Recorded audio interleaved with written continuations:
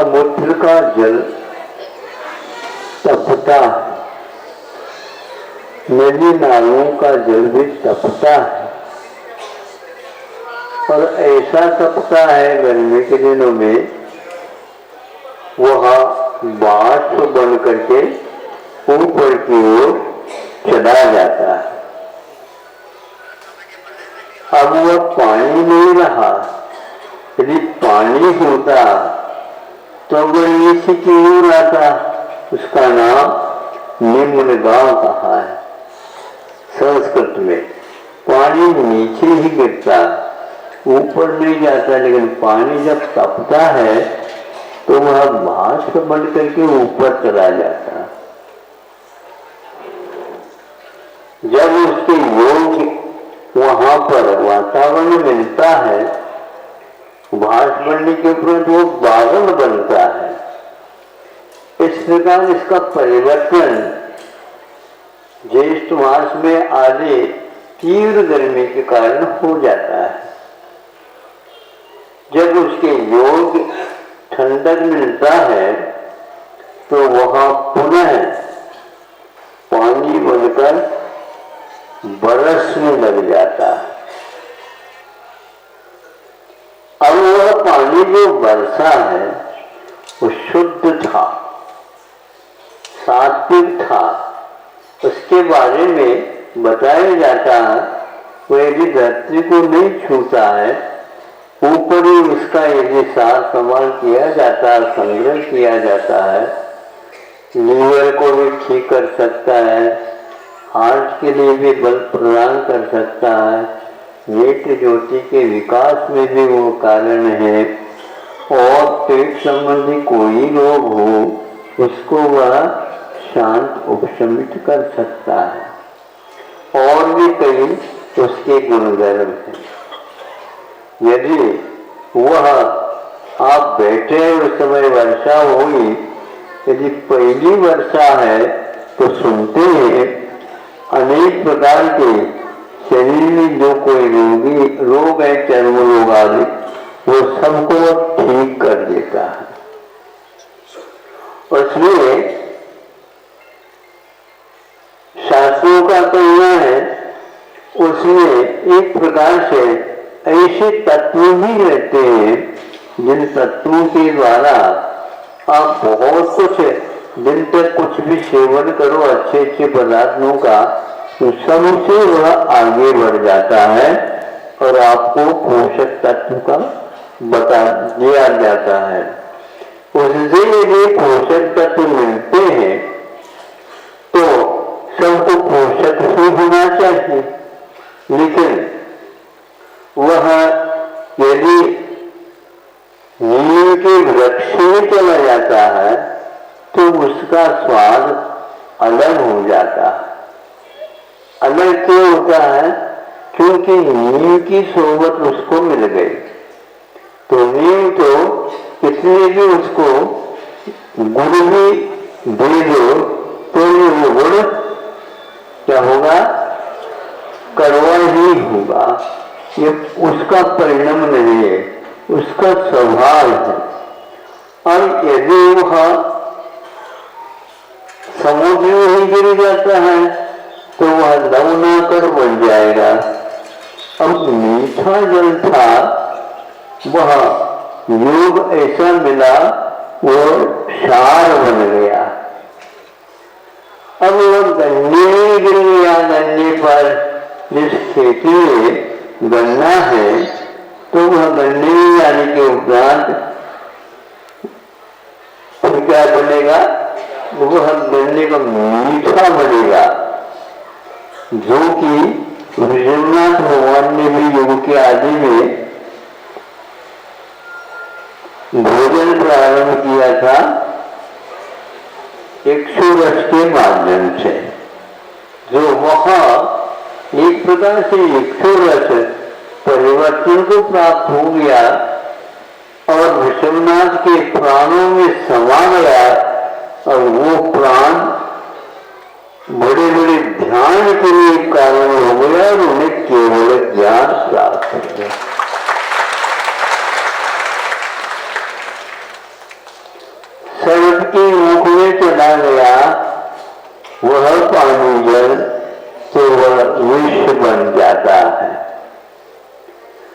इसी प्रकार संसारी प्राणी जैसे संगति करता है वैसा ही उसके जीवन में वो परिणाम आ जाते हैं। यदि वह लवनागर में तो गिर गया लेकिन वहां पर सीप था, उस सीप में गिर जाता है तो वह क्या बन जाता है?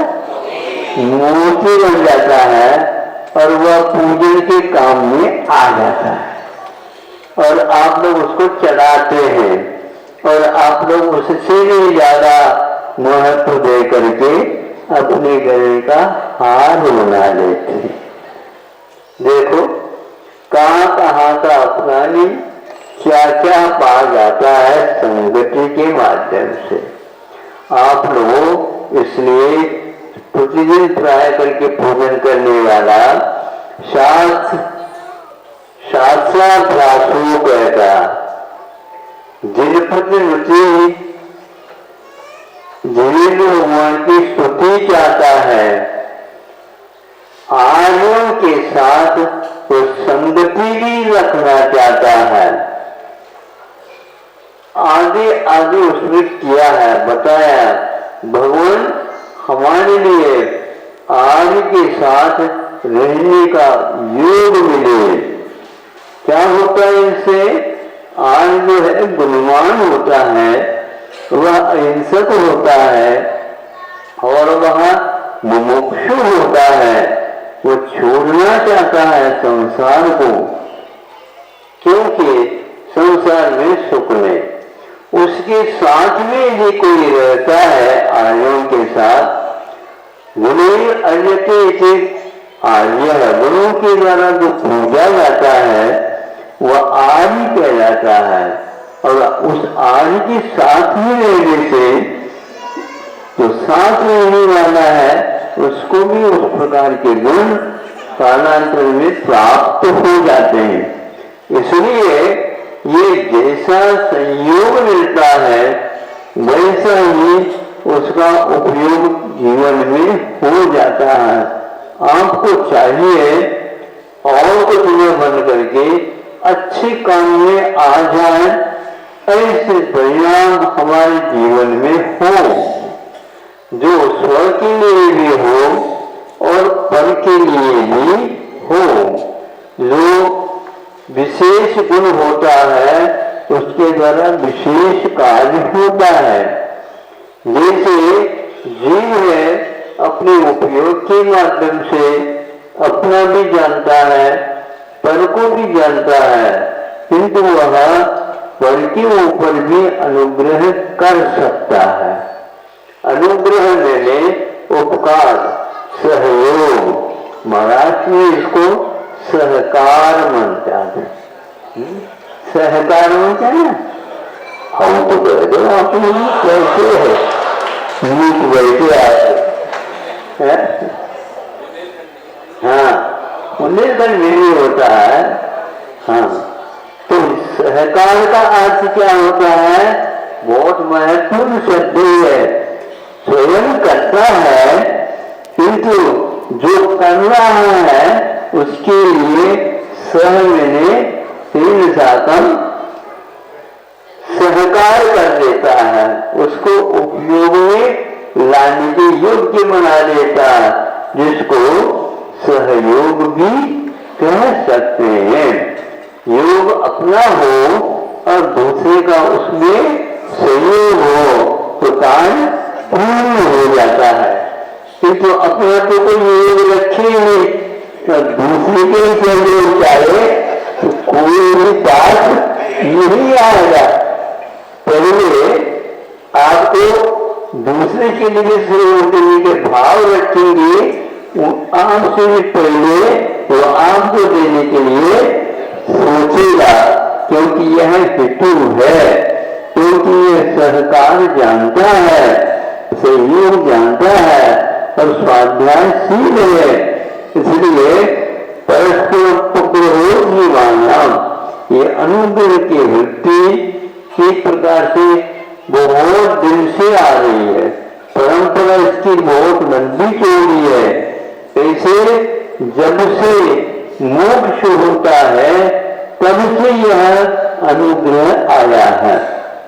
हम लोगों के ऊपर अनुग्रह करके आचार्यों ने भव्य जीव है, यदि इसको पढ़ लेगा सुन लेगा तो अवश्य अपना हित कर सकता है। तो ऐसा भाव रख करके उन्होंने हमारे ऊपर जो हजारों वर्ष के बाद हुई वह शास्त्र है, जनवाणी है, आदि आदि, तो इसका उपयोग हम करें। किंतु उपयोग करना हमारी इच्छा हमारे भावों के ऊपर आधारित है। हमारी इच्छा और हमारे भाव कर्मों के ऊपर आधारित है। कर्म जो है अच्छे भाव करेंगे तो अच्छे कर्म बनेंगे और बुरे भाव करेंगे तो कर्म हाथ को लेंगे, कर्म ऐसे करेंगे जिसको काटना भी चाहे तो कट नहीं सकती। महाराज ऐसा उपदेश दो या आशीर्वाद दो जिसके द्वारा मेरे कौन से कर्म से उदय क्या पता वो सब कट जाए। ऐसे बैठे बैठे कट जाए ऐसे कंडीशन नहीं करते। जो व्यक्ति बैठे बैठे ही दिन काट रहा है उसका कर्म क्षय को प्राप्त। आप क्या चाहते हैं, कर्म करना चाहते हैं तो खाली में ठंडे मत बैठो। हाँ, मन में उपयोग शुद्ध रखो, अच्छे भाव रखो और जो गरीब है और एक प्रकार से पराश्रित है, रुग्ण है, आदि अनेक प्रकार के उसके बालक तत्व हो सकते हैं, उनको दूर करने के लिए आप कुछ सहयोग दो। नहीं भी चीज दे पाते तो भावना भाव दूसरे से करवाओ, अथवा बैठे बैठे सोचो इनका कल्याण हो, हमसे भी पहले इसका कल्याण हो जाए। जैसे छोटे बच्चे होते हैं ना, छोटे बच्चे होते हैं उनको सर्वप्रथम भोजन के लिए बुलाते, नहीं समझे ये क्यों?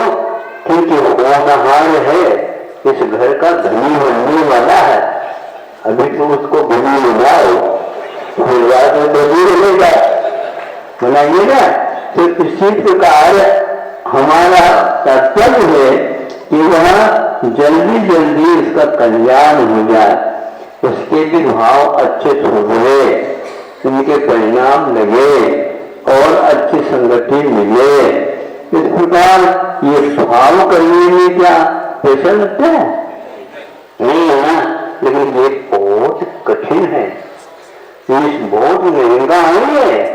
अच्छे भाव करना बहुत महंगा है। कितना महंगा है? सोने से भी ज्यादा महंगा है।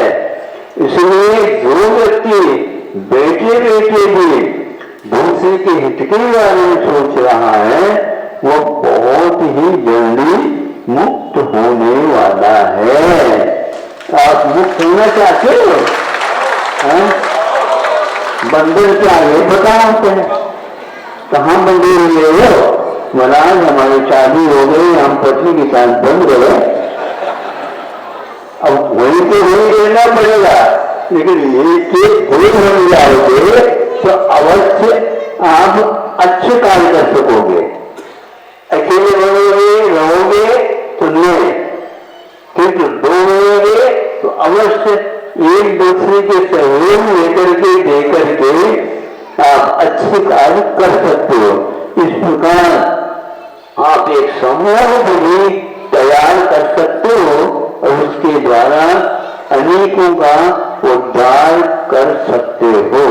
लेकिन अपने उद्धार का जिसे चिंता है वही व्यक्ति इस प्रकार का कार्य कर सकता है। गर्भस्थ शिशु का पोषण कैसे होता है तो माँ के ऊपर आधारित है। माँ उस प्रकार की आहार पानी आदि कर लेती है जिसके द्वारा गर्भस्थ शिशु का पालन पोषण पुष्टि होती है और समय पर उसे जन्म दिया जाता है।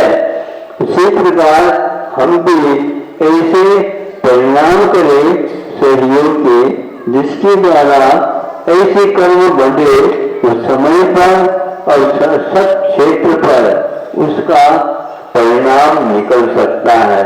आपके पास बीज बहुत अच्छे हैं, लेकिन बोने के योग स्थान नहीं है, तो वह अंकुरित नहीं हो पाएगा। तो आपका काम ये ही ठंडा बना रहेगा। इसलिए मनुष्य पर्याय में अच्छे भाव करने के लिए अच्छे कर्मों को भी करना, बीजों को बोना अनिवार्य होता है। किसान की भांति मोक्ष का कार्य चलता रहता है। इस प्रकार यह कार्य जल क्षेत्र काल हो भाव के निमित्त से हमारे जीवन में उन्नति होती है। केवल अपना नहीं सोचना चाहिए, किंतु अपने साथ पराया को भी सोचना चाहिए।